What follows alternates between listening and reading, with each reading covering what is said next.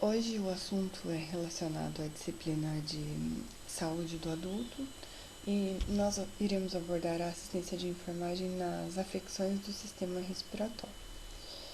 Eu vou falar um pouquinho do sistema respiratório inferior, como nós já vimos, as afecções do sistema respiratório de vias aéreas superiores. Agora nós vamos falar um pouco de vias aéreas inferiores.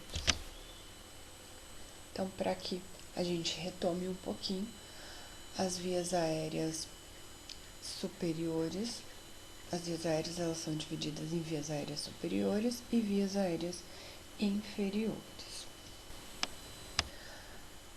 Bom, para que eu possa falar um pouquinho de vias aéreas superiores, de afecções de vias aéreas superiores, é importante eu retomar um pouquinho da anatomia e da fisiologia de algumas partes do sistema de vias aéreas inferiores. Então, fazem parte das vias aéreas superiores a traqueia, os brônquios e os pulmões. Então, aqui eu tenho uma traqueia, né? A traqueia como a gente pode observar que ela é um tubo, que ele é cilíndrico, e ele começa lá em cima, ó, a partir da cartilagem cricóide. E esse ducto, ele é formado por ductos lisos e anéis cartilaginosos. Esses anéisinhos, eles são em formas de C, que eles voltam para a parte posterior da traqueia, então para trás, né, localizada anteriormente do esôfago. Então, esses anéis cartilaginosos, né, essas cartilagens traqueais, eles são extremamente importantes. Por quê? A traqueia, como eu havia dito, ela é formada por ducto liso. Se ela fosse somente formada por ductos lisos, o que ia acontecer? O colabamento da traqueia, a impossibilidade da passagem de ar. Esses anéis, eles são cartilaginosos e ele impede que esse ducto se colabe. Então, ele ajuda na passagem do ar e não deixa o ducto colabar, não deixa a traqueia colabar. Nós temos ainda a parte interna da traqueia, que ela é revestida por células calciformes. Elas são produtoras do muco. Além de produzir o muco, elas produzem cílios, que eles se movimentam e empurram as partículas em direção à faringe e à boca. Então, eu disse na aula passada que as vias aéreas superiores, elas têm, né, células que também fazem a produção do muco e também tem cílios que empurram essas partículas para fora. Então, quando o meu organismo identifica alguma partícula considerada um corpo estranho para o meu organismo, esses cílios e esse muco vão entrar em ação. Então, quando o meu sistema de vias aéreas superiores não conseguiu expelir essas partículas, quem vai fazer isso são essas células calciformes da traqueia. Aqui no final da traqueia eu tenho uma bifurcação de dois brônquios, que também são constituídos por epitélios ciliados e cartilaginosos. Então, anatomicamente, quando eu olho nessa bifurcação, o brônquio direito ele é mais vertical do que o brônquio esquerdo. Por que acontece isso? O meu coração ele fica do lado esquerdo e ele ocupa um volume maior. Então, dessa forma, esse brônquio esquerdo ele não é tão vertical quanto o direito. No final, aqui, bem no final dessa bifurcação, eu tenho os brônquios lobais. Na segunda figura, eu tenho brônquio principal direito, brônquio principal esquerdo, e aqui ao final os brônquios lobários, direito e esquerdo. No lado direito, eu tenho 3 brônquios lobais, porque aqui eu tenho uma forma mais vertical. E no brônquio principal, na esquerda, eu tenho 2 brônquios lobários. por conta da anatomia. Os brônquios lobais, eles se dividem em brônquios segmentários, que vão formando ramos. São estruturas, olhem só na figura 3, bem parecidas a uma árvore. Então, é conhecida como a árvore brônquia. Então, lembrando, esses brônquios lobais, eles vão se dividindo em brônquios segmentares e vão formando esses ramos que caracterizam essa árvore brônquica. Então, conforme ele vai se ramificando, vai se tornando ainda menores essas estruturas brônquicas. Então, figura 1, nós temos aqui traqueia e brônquios direito e esquerdo. Depois nós temos a bifurcação, os brônquios lobares direito e esquerdo. E nós temos ainda os brônquios segmentares, que são esses caracterizados dessa árvore brônquica.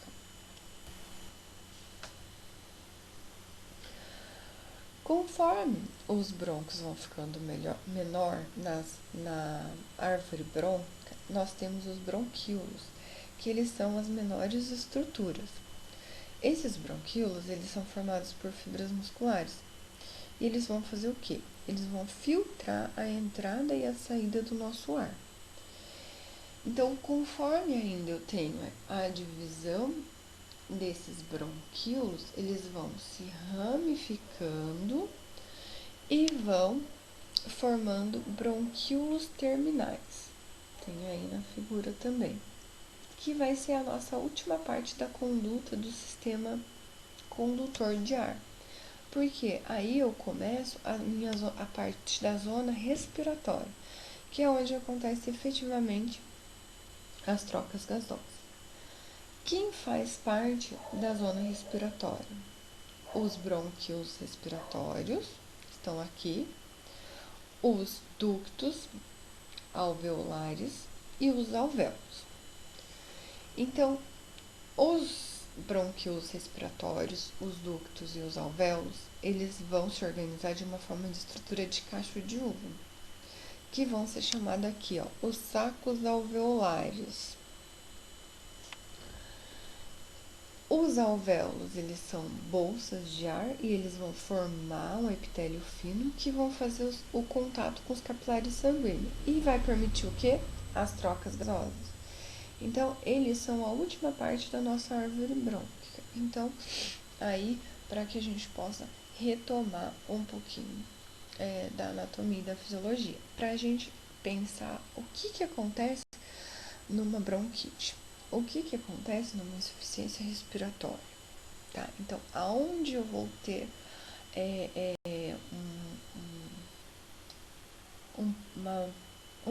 qual parte do meu sistema vai estar prejudicado? Tá? Então, é importante a gente fazer essa retomada.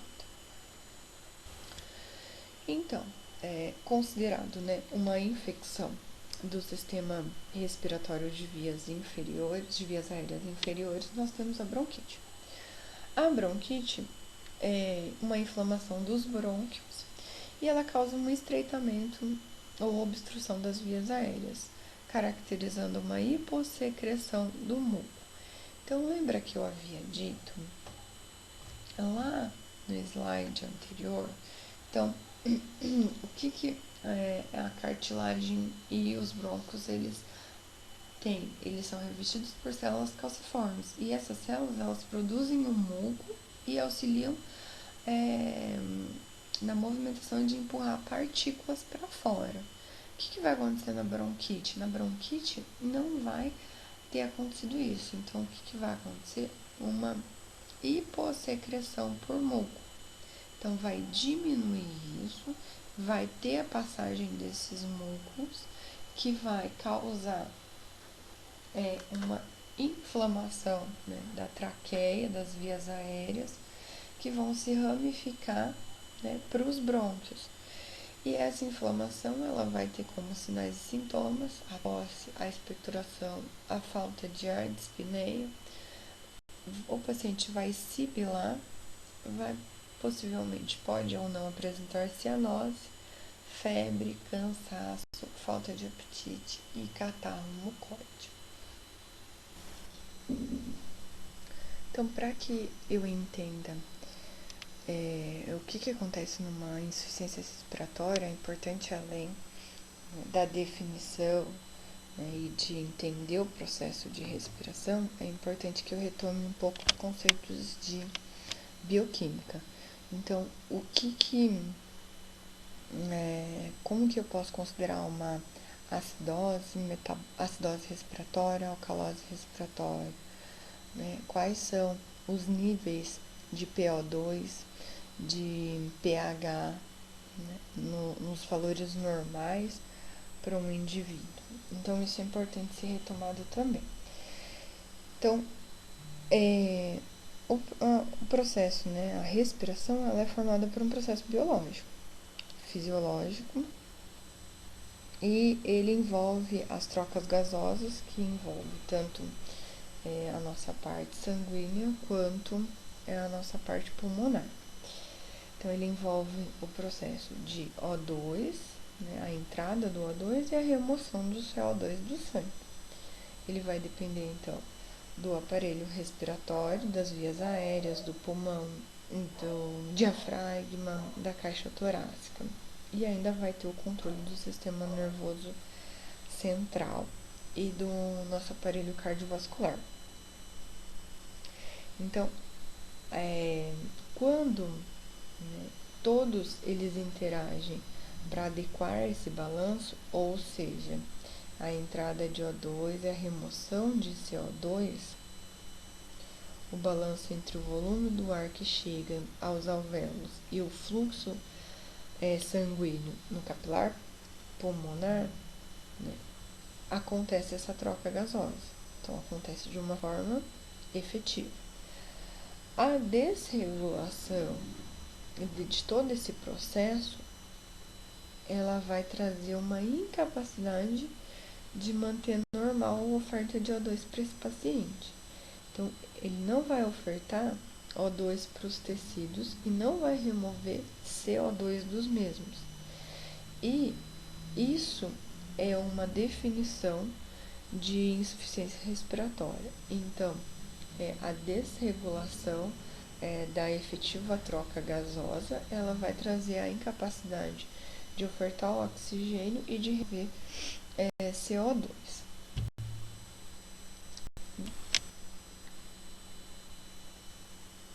A insuficiência ela pode ser caracterizada como aguda ou como crônica.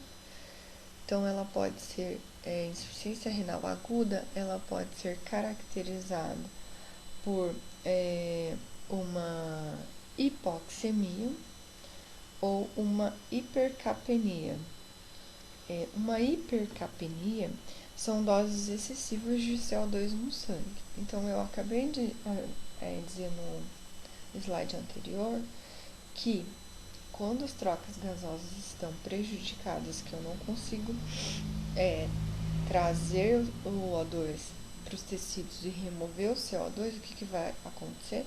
Eu vou ter um aumento ali de CO2. Então, isso é considerado como uma insuficiência respiratória aguda. E eu vou ainda ter, junto com essa hipoxemia ou com a hipercapnia, uma acidemia, que é um pH inferior a 7,35. Lembrando que um pH normal vai de 7,35 a 7,45. Então, esse pH ele vai caindo no decorrer dos dias ou das horas. Nós temos a classificação da insuficiência renal crônica, que ela também é caracterizada por uma hipoxemia ou hipercapnia, mas o pH ele vai ser normal, entre 7,35 e 7,45. E o paciente fica, né, por um período longo aí com esses parâmetros, por meses ou até por ano. Quando, por exemplo, nós temos uma insuficiência respiratória crônica, que é uma doença obstrutiva crônica, uma DPOC. Então, esse paciente ele vai manter aí essa hipercapnia, mas vai manter um pH normal. Quais são as manifestações clínicas? Então, a hipoxemia, que ela pode causar uma inquietação, uma agitação e uma dispneia. A desorientação, uma confusão mental, diminui sangue, diminui o oxigênio no sangue. Eu vou ter um paciente desorientado, uma confusão mental e perda da consciência. Então, a hipercapnia, que é o excesso de dióxido de carbono no sangue, ele vai causar uma confusão mental, além da cefaleia e da sonolência. Pode ter taquipneia ou bradipneia. Eu vou ter o uso da musculatura acessória, respirações assincromáticas. Eu trouxe aqui 2 diagnósticos de enfermagem. Então, a troca gasosa comprometida relacionada à atividade inadequada do centro respiratório ou movimento inadequado. A depuração ineficaz de vias aéreas relacionada a secreções aumentadas ou espessas.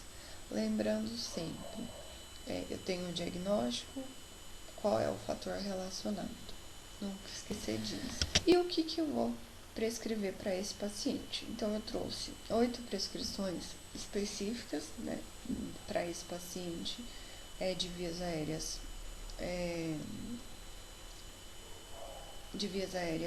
inferiores. Então, inspeção e ausculta pulmonar criteriosa.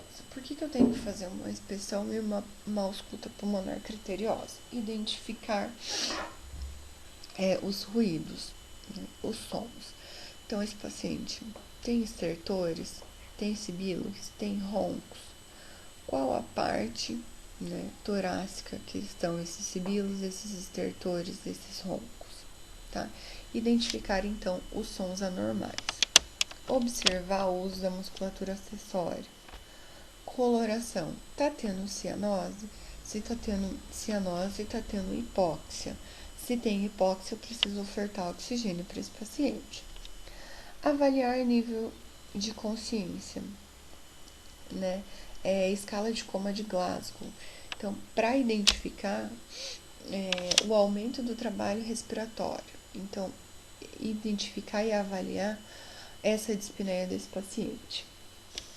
Avaliar sinais de hipoxemia e hipercapnia.